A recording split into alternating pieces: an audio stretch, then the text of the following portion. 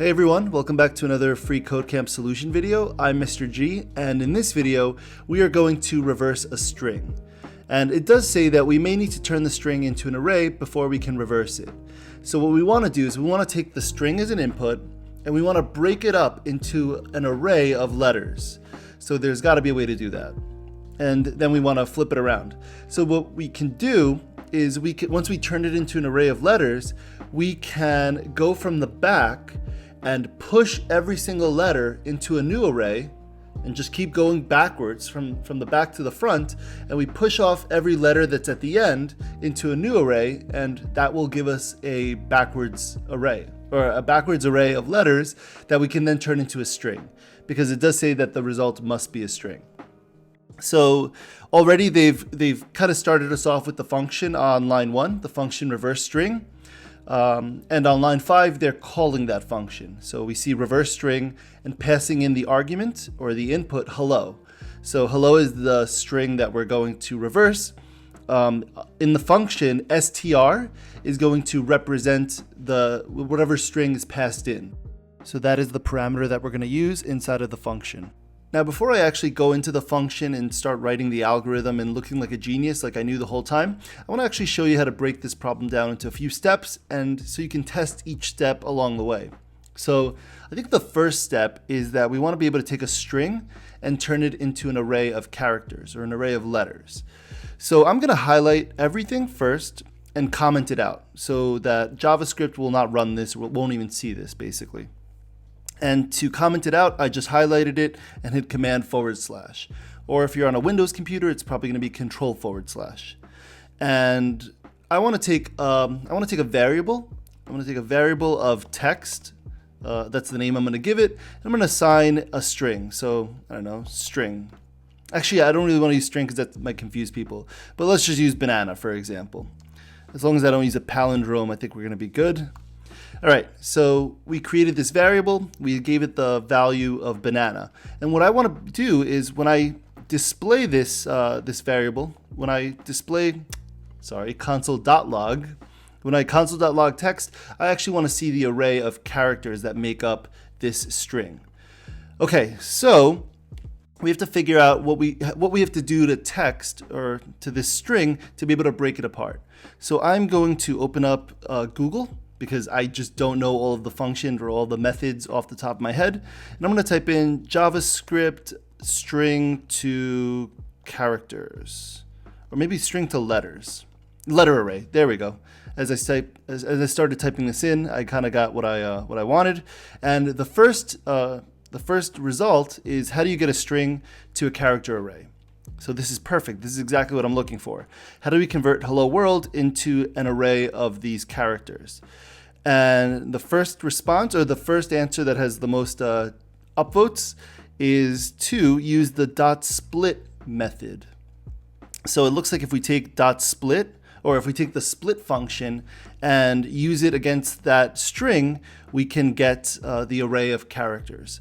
So I'm going to go back to my code, and I'm going to type in, let's see, let's create a new variable. So split up text, and we're gonna set that equal to text dot split, and it looks like in the quotes we have to use it looks like in the parentheses we have to use single quotes, or we could probably use double quotes. But this will split it up. This is the input to that function, the split function, that tells us to break the string apart, I guess, every character. I think because there's no space, there's nothing in between these two quotation marks, that will break it apart.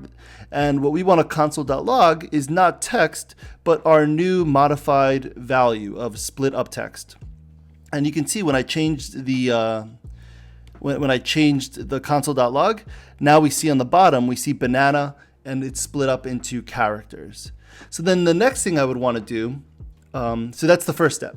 Now the next thing I want to do is I want to go from the back of the array and push all of these values, keep going, from back to front, or from right to left. I'm going to keep pushing the value that's there and push it into a new array that's going to store my my text but backwards. But it's still going to be an array of characters. So I'm going to have to then figure out a way to turn an array of characters into a string, back into a string. So we'll figure that out in a little bit. So this is step 1. So let me put a space in there. We've gotten the first step done. And now I want to cycle through. I want to use a loop to go through the characters in this array. So let's write our for loop. So if you saw last video, I explained how the for loop works. If you haven't seen it, definitely go check it out.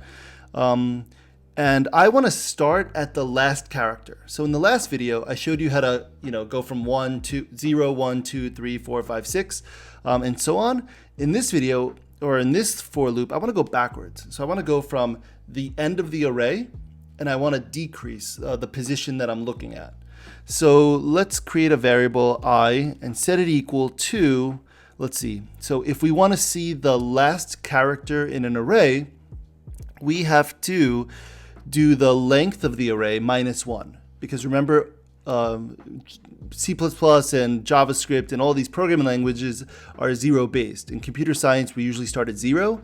So if we want to look at the last character, we really have to look at the length minus 1. So I'm going to do, and this is a function or a property of text or of a string. We can do the text dot length minus 1. So this will look at the last character in the array, or in the string, I should say. Actually, I shouldn't do this on the string. I should do this on the array. So there is my split up text dot length minus 1, and that'll look at the last position. And what I want to do is I want to keep going until let's see, what would be the last value. So we don't want to go under 0. 0 is going to be the first character. So we have to make sure that as long as we're greater than -1, so as long as I is greater than -1, we can continue going down the list. So when I equals 0, that's going to be the first character, the first item in the array, and that's where we want to push to this. We want to push to our new empty array that we're going to create. So if I goes, if I goes below 0, if it gets to -1, if it goes to -2, it's going to break out of here. So this is going to be our condition to break out of the loop. And what we want to do is we want to decrease I by 1. So we want to decrement I. And so I'm going to do I minus minus. And that's like a little shorthand way of doing this. And now I can create my loop in here. I can go through, and actually, you know what, to test it out, I'm just going to console.log, and then I'm going to just log I. I want to see what I looks like. Let me comment out the other console.log above, and now we can see 5, 4, 3, 2, 1, 0. So perfect. This is great because now what we can do is we can access each of the items in the array. Okay? So now instead of console.logging I, what we want to do is we want to look at that item in split up text. So we want to console.log, and I'm going to show you what I mean. We want to do split up text, and then in square brackets, which is how we access items in an array, I'm going to look at what that ith value is. And if we look at it, we see banana backwards. You can kind of see it there. But I don't want to just console.log it. What I want to do is I want to look at, when I look at that character, I want to push it into a new array, a new empty array. So I'm going to create a new variable up top, and this is going to be our new, or we'll call it backwards string. And actually, it's going to be a backwards array. So let's just call it backwards array. And actually, it's probably not good practice to name your variables like array or string or anything like that. But just for simplicity's sake and to kind of get this across, I'm going to name it backwards array. So backwards array is going to be equal to an empty array. So I'm going to assign it the value of empty square brackets. And now what I can do is, instead of console.logging each item, I want to push split up text to backwards array. So I want to look at the letter, the item of split up text, and I want to push that into backwards array. So because I want to push it into backwards array, I'm going to do backwards array dot push, and as its input, it's going to be the split up text with I in the square brackets. So what this is doing, so this is our second step, what this is doing is it's going through, it's looping through each item in the split up text array, or in the split up text array that we've created, and it's pushing each item into the backwards array, which was an empty array that we created. And I think that if we console.log backwards array, console.log backwards array, when this runs, we should see banana, but it's an array, but it's, it's each character is in its correct place. It's where we want it to be. So now all that's left, step 3, is to take this backwards array and turn it into a string. And since I don't know off the top of my head how to do that, I'm going to open up a new tab and do JavaScript array to string. And let's see. Oh, and look, the first item tells us that there's a join method. So what we can do is probably use the join method. Do we need a separator? I think it'll probably be the same. It'll probably be just like, quotes without anything inside. Let's try that out. So what I can do is I'm going to do backwards array dot join, and then because that's a function, it needs open and closing parentheses. And as you can see, it removed the items and just put them in, that might be a string, I'm not sure. But I want to make sure to use the separator inside and use single quotes, and now we have our array. We have our banana. No, we don't have our array. We have our string. Sorry, I misspoke there. So we have a string, we have the string, and it's backwards now. So that was our last step. So now we have to take all of this and we could put it inside of the function. This is what we want to recreate inside of here from lines 1 through 5. So let's see. Okay, so I'm going to challenge you all to right now, pause the video and figure out a way to take what we just did beneath the actual code that we needed to modify and put it inside of this function. And I'm actually going to show you another solution to kind of make it really interesting. So pause the video, see if you can take this code, with the loop and everything like that, and throw it into the function. All right, I hope you gave it an honest shot. What I'm going to do is do something very interesting. I'm going to take the string that's passed in as the input. I'm going to split it up. So instead of creating a new variable and storing it and doing all that, I'm actually just going to run that on the string input. So the first thing we did was we split it up, and we have to put in the separator there. Okay, so we split up the string into an array of characters. And I think, if I'm not mistaken, there is a function that automatically reverses an array, or an array of whatever.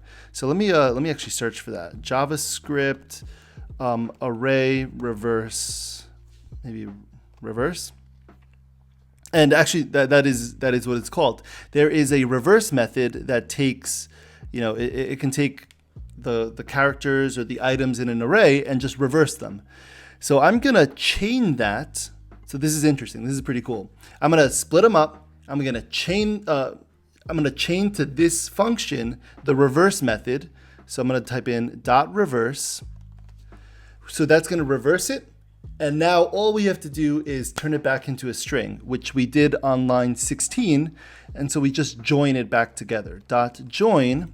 And this is called chaining. So we're taking multiple methods and we're running them on this one string. And so this avoids having to use all of the for loop and all that stuff. So I should be able to comment all of this out, and this should run. So let me run the tests, and we did it. Pretty cool. So you got to see two ways of solving this problem. Obviously, the first way is it's really nice and clean, but the second way, maybe the more step-by-step way also works. And I mean, that's how my brain works. But so the way that I work is that I like to kind of brute force my way through a problem, figure it out however, whatever it takes, figure out a way to get it working, and then try to learn new ways to do the same thing more efficiently. So there you have it. You can think through it logically, or once you get a little bit more practice and become a little bit more experienced with JavaScript, then you can start doing the more efficient thing. But obviously, when you're just starting out, you want to just get it working somehow. So if you learned something from this video, I would highly appreciate it if you give me a like. And if you want to see more videos like this, make sure to subscribe and let me know in the comments below what you want to see next. Thanks for watching.